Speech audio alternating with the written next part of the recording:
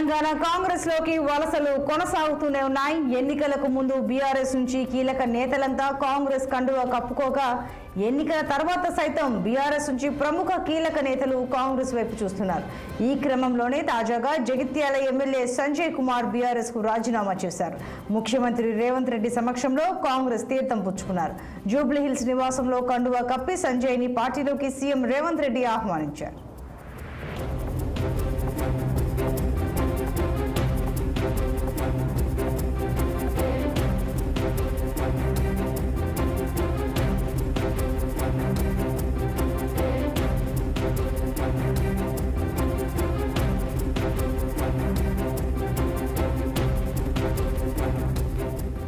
మరింత సమాచారం మా ప్రతినిధి ప్రవీణ్ అందిస్తారు. ప్రవీణ్, చెప్పండి, మరో బీఆర్ఎస్ నేత కాంగ్రెస్ లోకి వెళ్లారని సమాచారం, వివరాలేంటి? అయితే జగిత్యాల జిల్లాలో బీఆర్ఎస్ పార్టీకి బిగ్ షాక్ జరిగింది అని చెప్పుకోవచ్చు. జగిత్యాల జిల్లా మండల నియోజకవర్గానికి సంబంధించిన డాక్టర్ సంజయ్ కుమార్ బీఆర్ఎస్ నుండి కాంగ్రెస్ కు చేరడం జరిగింది.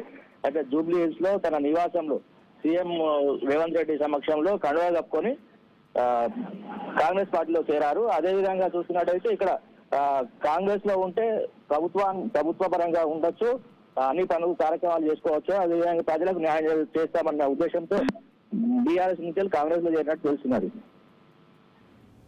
Right Praveen, thank you.